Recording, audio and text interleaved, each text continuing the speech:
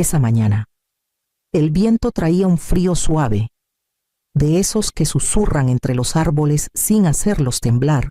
Caminé por la misma ruta de siempre, pasé por la panadería de la esquina, bajé la colina rodeada de setos bien podados, rumbo a la casita blanca de Tita. Con su columpio en el porche que nunca se queda derecho, la rutina se sentía como un refugio seguro, hasta que dejó de serlo. El carro de Mauro estaba en la entrada, su BMW gris oscuro, aún con manchas de la lluvia de la semana pasada. Estaba ahí como si fuera su lugar, pero se suponía que él estaba en Washington, trabajando en ese proyecto de zonificación del que no paraba de presumir. Aminoró el paso, dudando si dar la vuelta o tocar la puerta. En cambio, me detuve al borde del camino. Las persianas estaban cerradas, pero la ventana principal no estaba del todo asegurada. Había una pequeña rendija en la parte baja, de esas que no notas a menos que hayas abierto y cerrado esas ventanas durante 30 años. Voces se escapaban, apagadas pero claras si te quedabas quieta. En cuanto firme, transferiremos todo. Lo demás es pura logística, dijo una mujer. Elisa. Reconocería su voz aunque estuviera envuelta en interferencias. No lo va a cuestionar, continuó. Está cansada, distraída, está lista para que la orienten. Se me cortó el aliento. Papeleo. Transferencias, orientar otra voz. Más baja. Tal vez la de Mauro. No la distinguí bien. Mi pulso latía demasiado fuerte. Di un paso atrás, con el corazón pesándome en el pecho, y me escondí detrás del seto.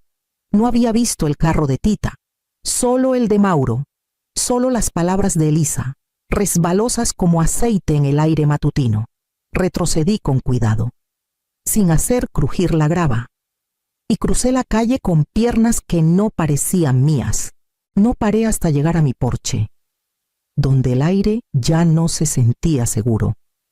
Adentro, me serví un té que no tomé y me senté en un silencio que pesaba más que cualquier ruido.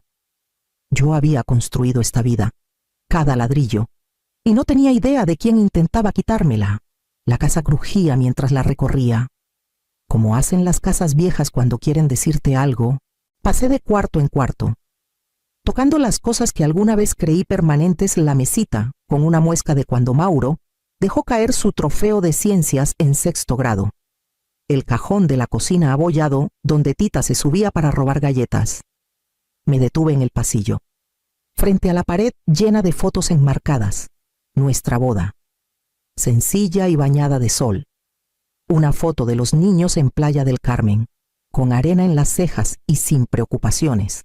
La última era de Mauro en su graduación de la universidad, con los brazos abiertos como si el mundo ya fuera suyo.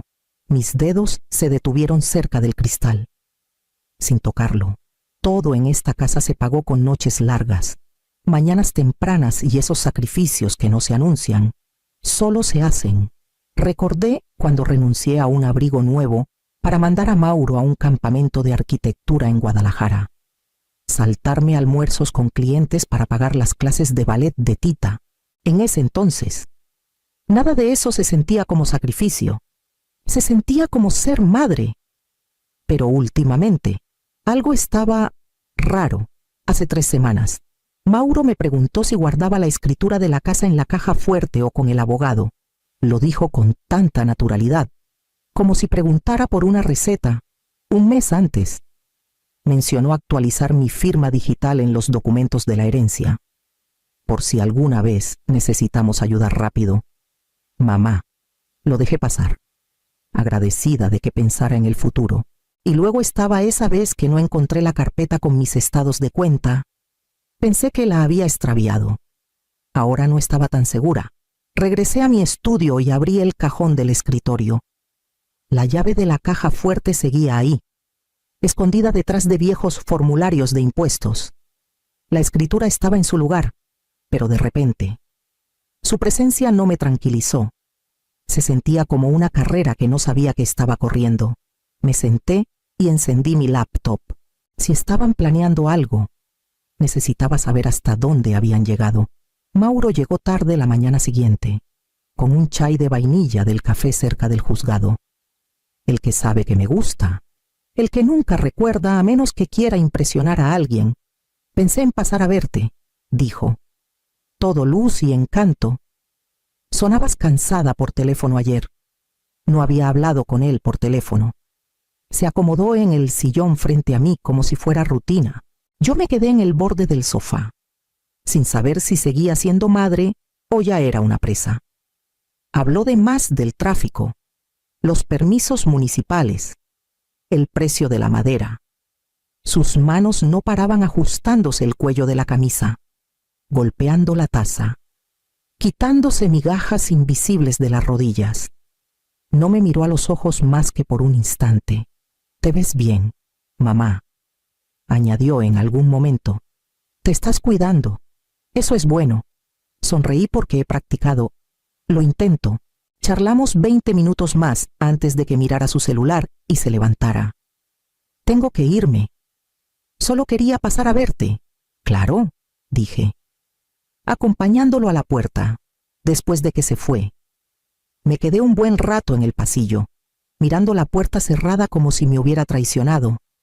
Luego fui a mi estudio y abrí el segundo cajón, el que usaba para documentos de la propiedad, seguros. Cosas importantes, pero no para la caja fuerte. La carpeta no estaba. Revisé el archivero de abajo. Luego el gabinete. Nada. Me senté en el escritorio y abrí la app del banco. No había revisado los estados de cuenta este mes. Rara vez lo necesitaba. Pero ahí estaban 3 transferencias pequeñas, todas por menos de 5,000 pesos, a una cuenta secundaria que no reconocía. Las descripciones eran vagas: consultoría, logística, revisión de herencia.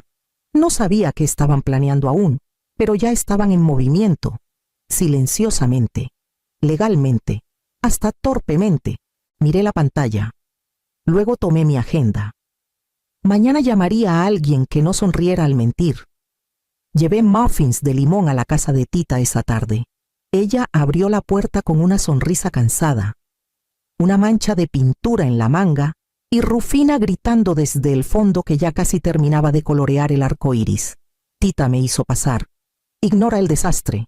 Estamos reorganizando el rincón de arte. Rufina insiste en que va a abrir una galería». La casa olía a marcadores y puré de manzana, familiar, intacta por las cosas que presionaban mi mundo. Seguí a Tita a la cocina. Los muffins ya olvidados en mis manos. Ha estado dibujando como loca desde que Mauro y Elisa vinieron el fin de semana pasado, dijo Tita, abriendo el refrigerador por leche de avena. Le trajeron un cuento sobre construir la casa de tus sueños. La pusieron toda emocionada. Me giré, y ahí estaba, un papel de construcción pegado con un imán de brillantina, una casa en crayones, inusualmente grande, con figuras de palitos al frente, Rufina con su vestido rosa, Mauro a su lado sosteniendo lo que parecían planos, y Elisa bajo un letrero que decía «Nuestra gran casa nueva». Me acerqué. Mi nombre no estaba, el de Tita tampoco. «¿Te gusta?», preguntó Rufina desde atrás, su voz tan llena de alegría que casi me partió en dos. «El tío Mauro dijo que vamos a vivir en una casa con escaleras a los 2 lados». Asentí, sin poder hablar. Tita no lo notó. Estaba en el fregadero, enjuagando un vasito. Es tan influenciable, de verdad. Ojalá no le llenaran la cabeza así. ¿Sabes lo impresionable que es? Sí, lo sabía. Sonreí por Rufina. Me quedé a tomar té. Escuché a una niña de 5 años describir su futuro en una casa que no existía aún. No. Y luego me fui a casa con el estómago como si hubiera tragado piedra. Esa noche abrí mi laptop y busqué a alguien que supiera encontrar cosas en silencio. No quería confrontaciones, quería respuestas. Encontré un nombre, envié un mensaje y añadí: «La discreción es importante. Esto involucra a la familia». En menos de 1 hora, tuve respuesta. Una primera reunión agendada. Cerré la computadora y me recosté en la silla, con el eco de la voz de Rufina aún resonando en mi pecho. Había construido una vida donde los niños podían soñar seguros. No iba a dejar que alguien la derribara mientras me quedaba quieta. Me encontró al borde del parque, cerca de la vieja estación de tren. Justo después del atardecer. No era dramático, solo tranquilo, intencional. Parecía más bibliotecario que alguien capaz de rastrear movimientos financieros y desenterrar registros de propiedad sellados. Pero por eso lo elegí. Sin ego, sin teatralidades, solo resultados. Me entregó una memoria USB. Es de hace 3 noches, dijo. Una llamada entre Elisa y alguien que aún no identifico. Podría ser un contacto legal, tal vez familia, pero el lenguaje es estratégico. No explicó más. No necesitaba hacerlo. Le agradecí, guardé la memoria en el bolsillo de mi abrigo y caminé a casa con las manos apretadas. Ya en casa, no encendí las luces. Me senté en el estudio, solo con el brillo de la pantalla de mi laptop. Conecté la memoria y di play. La voz de Elisa sonaba calma, clínica, casi presumida. Está en esa edad en la que las cosas empiezan a escapársele. No será difícil armar el caso. Solo mantén un tono compasivo, preocupado, no agresivo. Hubo una pausa. La otra persona preguntó algo que no distinguí. No, aún no hay diagnóstico, respondió ella. Pero está errática, se pierde. Olvida cosas. Es suficiente para el primer trámite. Una vez que lo tengamos, pasamos a los activos. Se me secó la boca. Luego, como si hablara de planes para el fin de semana, continuó. Ya descargamos los documentos. La firma digital está lista. Ni se dará cuenta de que presentamos algo hasta que llegue la notificación. Detuve la grabación. Me quedé inmóvil un buen rato, con el único sonido en la habitación del zumbido del calentador. Luego, abrí el portal de gestión de mi herencia. 2 accesos desde una IP desconocida. Ambos de la semana pasada. Una actividad de descarga. Una firma registrada. Mi nombre, firmado electrónicamente. Pero yo no había abierto ese documento. Era el testamento revisado. Una versión que no aprobé, redirigiendo varios activos de Tita y Rufina a Mauro y Elisa. Cerré la laptop con suavidad. No lloré. No me enojé. Ya había hecho suficiente de ambas cosas en capítulos más silenciosos de mi vida. Y ninguna había detenido lo que necesitaba detenerse. En cambio, fui a la caja fuerte. Saqué la copia original en papel y la puse sobre el escritorio. Que pensaran que estaban ganando. Que creyeran que me estaba desvaneciendo, desmoronando, a la deriva. Porque ahora sabía que estaban construyendo. Y me tocaba a mí colocar la siguiente piedra. El sobre llegó un jueves, escondido entre un volante del supermercado y una solicitud de caridad. Sin golpe en la puerta. Sin entrega especial. Solo otro pedazo de correo en la pila de la vida cotidiana. Pero esto no era la vida cotidiana. El sobre llevaba el sello del juzgado de sucesiones del condado. Mi nombre en mayúsculas, formal, inconfundible. Lo abrí con dedos firmes y leí cada línea 2 veces. Mauro y Elisa habían presentado una petición para obtener la tutela legal sobre mis decisiones financieras y médicas. El lenguaje era cuidadoso, lleno de preocupación, señales recientes de deterioro cognitivo, comportamiento financiero irregular, inestabilidad emocional. Pintaban una imagen que no reconocía, pero contaban con que otros lo creyeran. Habían presentado consultas médicas que nunca autoricé, reclamaciones de cuentas impagas que nunca vi, y una solicitud de autoridad temporal inmediata hasta que se programara una audiencia.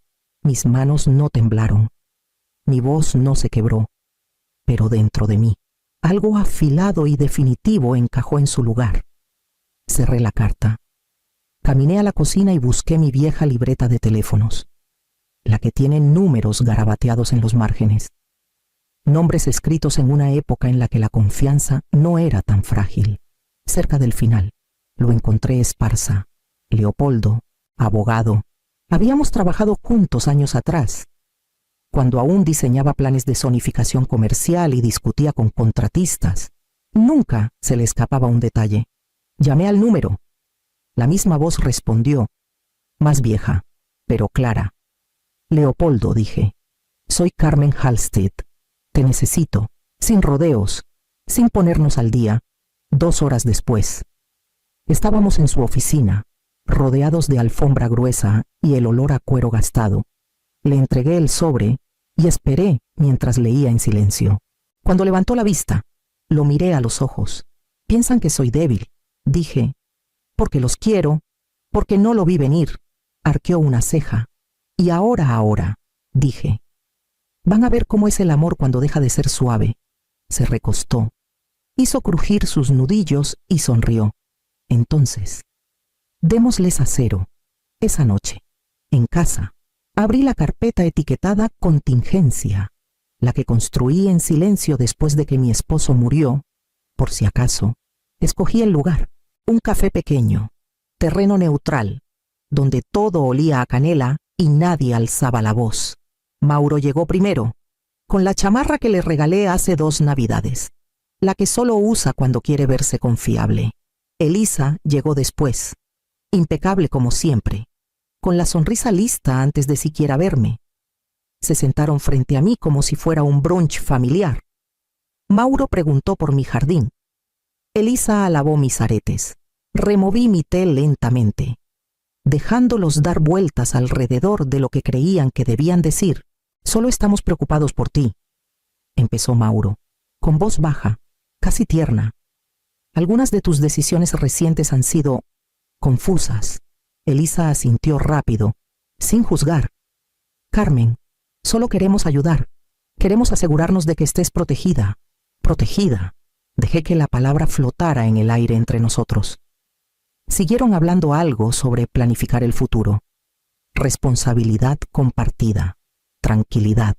Incluso ofrecieron quitarme algo de carga a manejar cuentas. Correspondencia, coordinar citas. Elisa estiró la mano y tocó la mía. Miré su mano. Luego a ella. Han pensado mucho, dije suavemente. Ya hicieron varios movimientos. Mauro se movió incómodo. Pensamos que era mejor empezar pronto. Asentí, tomé un sorbo de té que no quería y puse la taza con cuidado. Saben, dije, mirándolos a cada uno por turno. Yo también he estado grabando. El silencio que siguió no fue ruidoso, pero fue instantáneo. La expresión de Elisa se quebró lo suficiente para ver el cálculo en sus ojos. Mauro abrió la boca. Luego la cerró. Seguro entienden, continué, aún tranquila. Cuando alguien se siente vulnerable, empieza a protegerse de formas inesperadas. Me levanté. Tomé mi bolso y dejé el resto del té intacto. Afuera, el aire se sentía cortante, y por primera vez en semanas, lo dejé llenar mis pulmones por completo. No necesitaba ganar en ese café. Solo necesitaba recordarles que no estaba jugando damas, en casa. Abrí el cajón donde guardaba los documentos originales de la herencia y añadí una nueva carpeta junto a ellos, evidencia. El juzgado era más frío de lo que esperaba. No por la temperatura, sino por el tono. Todo resonaba los tacones en el piso, el roce de los papeles, las palabras cuidadosas que los abogados usaban para decir cosas crueles con cortesía. Mauro y Elisa estaban en la mesa de los peticionarios, vestidos como ciudadanos modelo. Elisa llevaba un gris suave. Su voz, cuando habló, era pura preocupación y compasión. Me pintó como dispersa, abrumada, frágil, una mujer hundiéndose bajo el peso de su propia independencia. Pero no me inmuté. Cuando fue mi turno, le entregué al juez una carpeta. Dentro estaban alertas bancarias con fechas, accesos desde IPs marcadas y la grabación de Elisa dando instrucciones sobre cómo presentarme como mentalmente incapaz.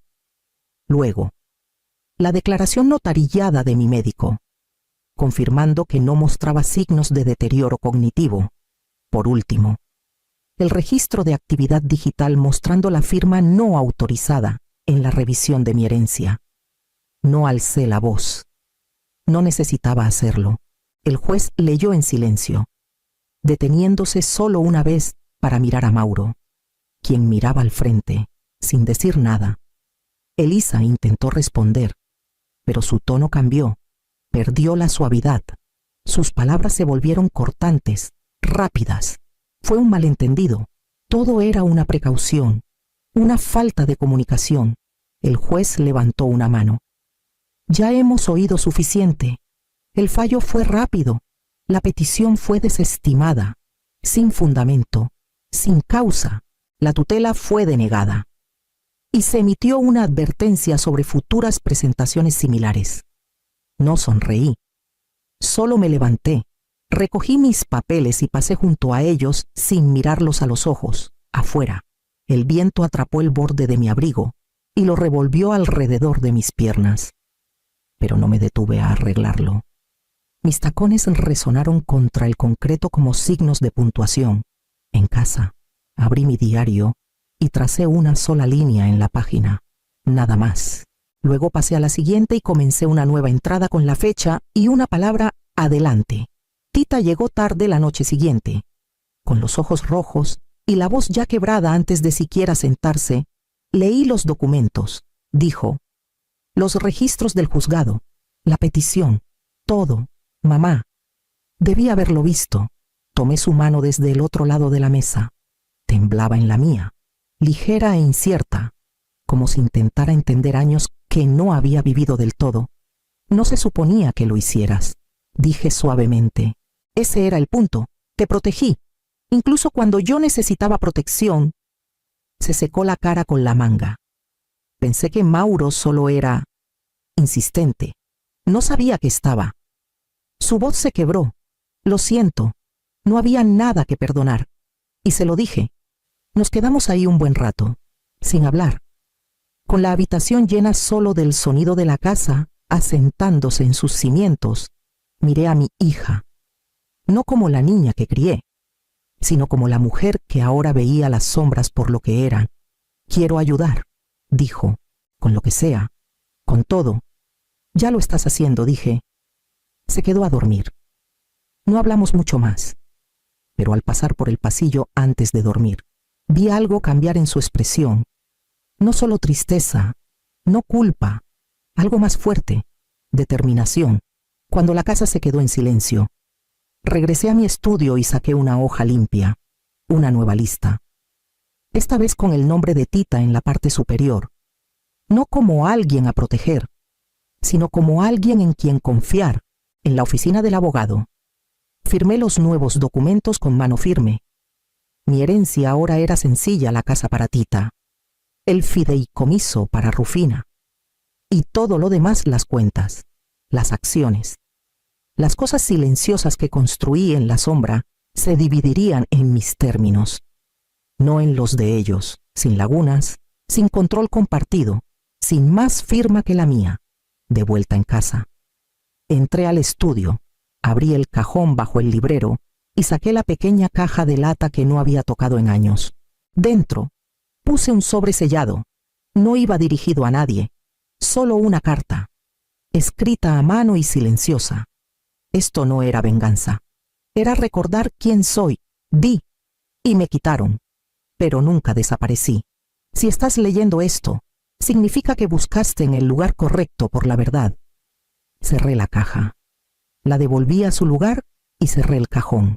Afuera, el sol estaba bajo, rozando el jardín con pinceladas ámbar. Las hortensias habían florecido temprano este año. Salí descalza al patio, dejando que la tierra me sostuviera. Había pasado décadas construyendo hogares para otros, alimentando sus futuros, cargando pesos que nunca vieron, pero ahora no había fechas de juicio por delante.